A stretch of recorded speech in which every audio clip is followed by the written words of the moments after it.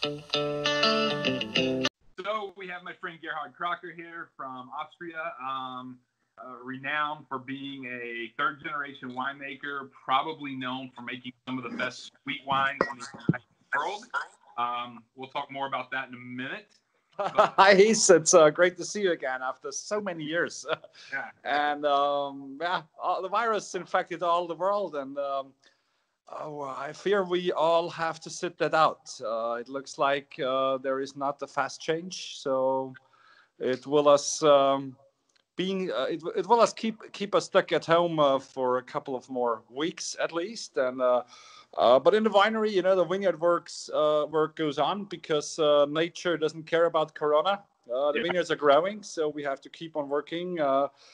Same in the cellar, and it was quite hard in the beginning because they closed most of the borders, and most of our vineyard workers are coming from Hungary, which is 10 minutes from here. Yeah. So for a couple of days, I wasn't sure how to handle all that because I had no workers left. But now there is an exception for workers that they can cross the border for agriculture. So we were lucky because, I mean, the year starts early again. So the shoots are just coming out now. And so we have a lot of work to do in the vineyards, and I need the people. And it turned out good finally now, and I hope it stays like that. So how many people do you actually employ when you're at a full staff this time of year? Oh, in the vineyard, it's 14 people full-time working the whole year. And 4 weeks ago, we had additional 12 people. Okay. Wow. That's crazy. What, so your world's a little bit different than most wineries' worlds because, as I said earlier, I think around 80% of your production is sweet wines or late harvest. Yeah. It depends on the vintage. It depends on how much botrytis we have. It depends much on weather circumstances, but normally it's between 65 and 80% sweet wine. Your father was at the forefront of really developing the eastern side of the lake and developing the best sweet wines in the world over there. You grew up watching your father in the vineyard and the winery every day. What's the greatest thing you actually learned from him about not only making wine, but the business itself? The greatest thing I learned is passion. If you do things with passion, it will work out fine. And so my father never kicked me into this shop. He said, you can do whatever you want. If you want to be a chef, if it's fine. If you want to work with wood, if you want to be an artist, whatever. You just need to have the passion for it. Yeah, and our luck was I developed passion to wine and food. So I think I got that passion. Yeah. And that's how I came into this business. It's I was never forced to do so. I came to it because when I was about 16, turning 17, I went to my father, and at this time I was not interested into winemaking or what my parents did. Zero. Mm-hmm. I was still in school, and I went to my father and said, I would need more pocket money because, I want to go out. I want to make the driving license when I have my own car. So I would need more pocket money. And he said, well, that's no problem. We have work enough. So I started to clean barrels, label bottles, cleaning tanks, whatever needed to be done, easy working. I did it in my spare time after school every day and on weekends, and that's how I got extra pocket money. And when I had my driving license, I was very often the driver for my father for going to tastings, going to dinners with people from the trade, journalists. And on a certain point, because I was eating fantastic food, I was able to taste some of the most famous, most popular wines in the world. And on a certain point, it was like eye-opening. I said to myself, actually, it's not that bad what my parents are doing. And wine is something I really love. I fell in love with that stuff. And because before that, wine was to me like something to drink with alcohol, which was fantastic after a certain amount. And during these travels, as being just a driver, and I got interested in it. And the topic German Riesling came up. And I said to my father, I can't imagine that they can make great wines in Germany. I've never heard about it. I don't know anything. And my father said, well, my friend and me are in drinking mood anyways. I get us a bottle. And he opened this bottle and I tasted it and I was blown away. And it was 96 Spätlese Chateau from Egon Muller. Well, enough said. Yeah. And I mean, 96 was not that great vintage, but Egon Muller is always great. Also in a bad vintage, he is fantastic. Yeah. And that wine blew me away. I will never forget that glass of wine. I used to, on all my wine lists, whenever I would list his wines, I would just put at the top, you haven't lived unless you've had Egon Muller wines. And that was the only description I would have. Yes. And I would sell bottles every night just because people would be like, I've got to have that. I don't know what that means. I'm like, trust me, you're going to thank me for this. And it was everybody. Which one country do you always say, I can't wait to get back there and eat and drink and hang out with the people? Thailand. Nice. I love Thailand. I just was there with my wife from beginning to mid of February. I have a big passion for food, and I love the Thai food because everything's fresh prepared, everything's full of flavor. I love spicy food, so it's for me a culture of food which I really love. Agreed. And all these things fit to wines I love. I love Riesling with a little sugar. Sure. I love sweet wines. You know, I have a passion for that, and this food fits fantastic to these wines. So it's something I would never like to miss. When you think about the wines you're describing, like those sweet wines or the Riesling from Germany or whatever, they sort of have similar parallels because in Thai food, you sometimes have the spice, you have the sweetness, you have the acid, you have the freshness. And the wines you're describing stand up side by side for the same reasons, even though the sweetness offsets the spice. And I think that that's awesome that you said that because I totally agree. I eat a lot of Thai food and Riesling around the house. So you also make still wines, and I know that you make sparkling wine now and red wine.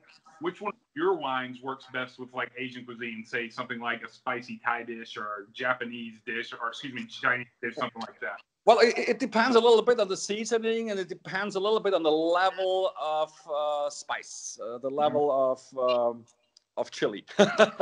And like the real Thai cuisine, you know, the real spicy one with a lot of chilies, that requests more sugar.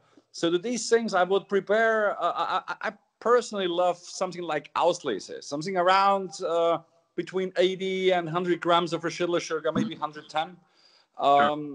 Which is quite high, but with the spicy level, it works very well. To something lighter, like Sichuan dishes from China, which is normally not that spicy. If you eat it there, it's spicy too, but if you eat it normally, it's not that spicy. I would use a Spätlese or a German Riesling Cabinet that works wonderful. Indian dishes, I would use these sweet wines. You know, it's always depending, you know.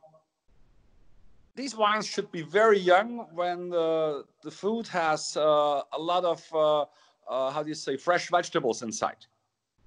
Mm-hmm. If it's something cooked like the Indian things, you know, like the curries or things like our stews with curry inside, I would prefer something riper, like 10, 12, 15 years old. Mm-hmm. Yeah. To have a smoother body around the body. Sure, and well, that's exactly what I was going to talk about. Is a lot of people think it's purely because of the sweetness of the wine, but in reality, it's also because of the body weight of the wine. And when you get into those Indian wines, those curries, they can be thick. They can have a good amount of butter, or they can have. And so if you don't have something above a cabinet level, it's not going to stand up to the stew or the curry.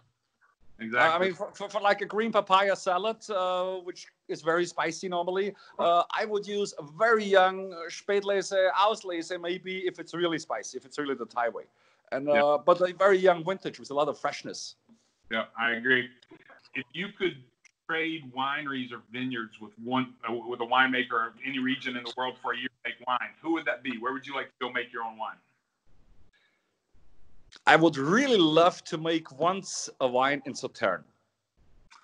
Because Really? it is that area which is 300 years or 500 years famous for producing botrytis wines. It's varieties which I don't have. It's Sommelier and Sauvignon.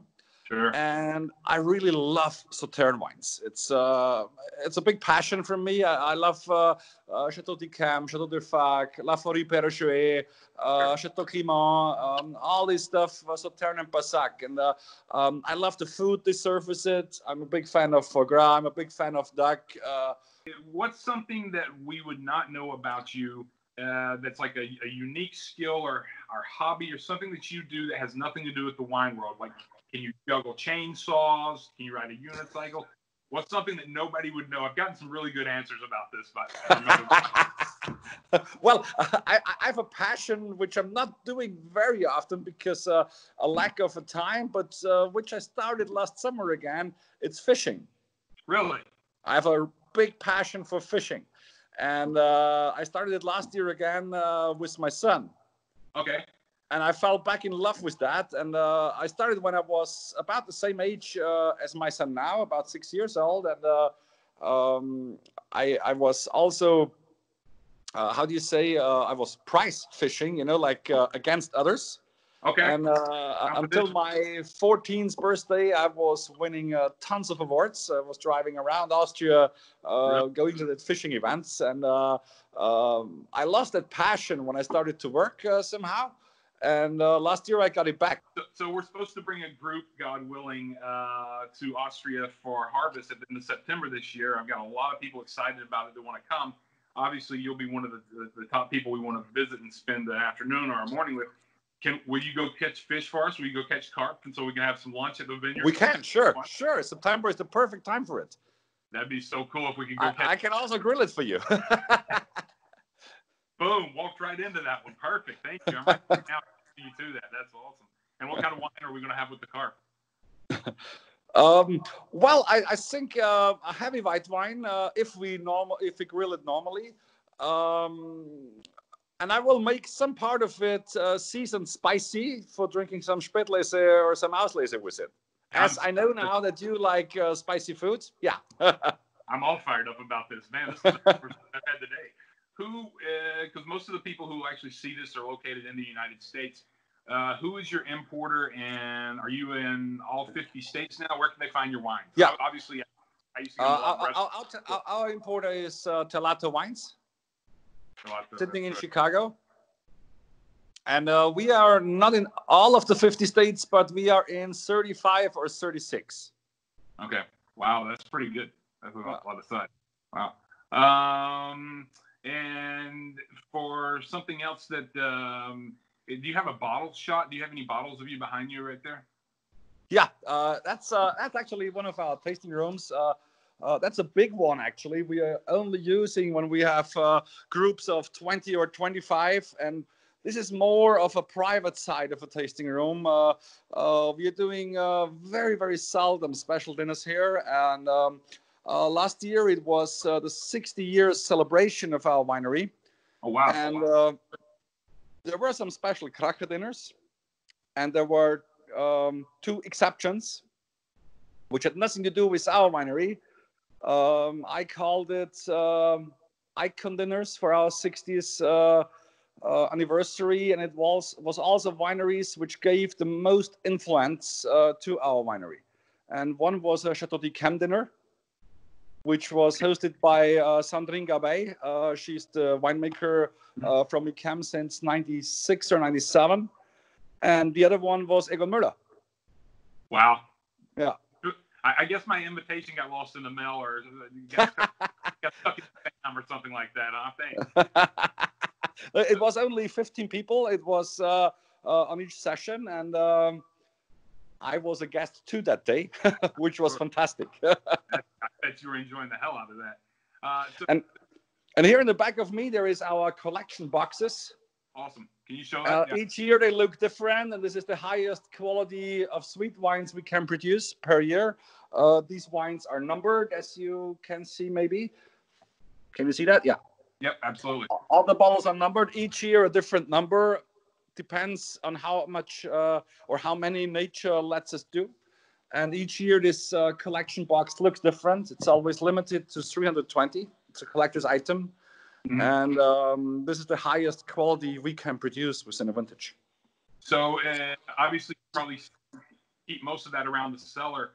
Can people purchase that if they go to your website or? These boxes are also available in the US through our importer. Okay. Yeah. Cool. I'll check into that because that's that's stuff that you're not seeing every day for sure. So that's really cool. That's true. I mean, there's only, I think, 5 or 6 going each year to the US. Oh, wow. Jeez, yeah.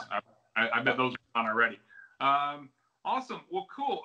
What are you guys doing around the winery right now? Did you say you were bottling today? No. I was just, when you called me first, I was tasting some wines, just checking. And we are bottling next week a little bit. We are bottling a dry Pinot Gris and a Rosé Spätlese, which is brand new.